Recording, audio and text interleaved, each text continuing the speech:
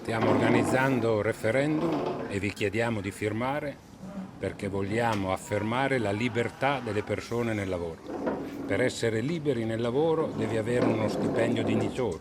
non devi essere precario, devi poter lavorare senza correre il rischio di morire o di infortunarti. Con i nostri referendum noi vogliamo cancellare le leggi sbagliate che negli ultimi 20-25 anni sono state fatte per tutelare meglio la salute, per superare la precarietà, per ripristinare l'articolo 18 che è stato cancellato nel 2015 e che serve per dare libertà alle persone di fronte ai licenziamenti ingiusti. E per questa ragione chiediamo a tutti i cittadini e tutte le cittadine di firmare e di essere pronti tra un anno ad andare a votare per cancellare queste leggi e per mandare un messaggio chiaro. Il mondo del lavoro vuole essere ascoltato, deve avere diritti e deve avere tutele, e le tutele e i diritti devono riguardare tutte le persone che per vivere hanno bisogno di lavorare, a prescindere dal rapporto di lavoro che hanno. Quindi è una battaglia per la libertà nel lavoro, per la giustizia sociale e per rimettere al centro il lavoro e le persone e non il profitto e non semplicemente il mercato sregolato che ha prodotto appalti, subappalti, sottoappalti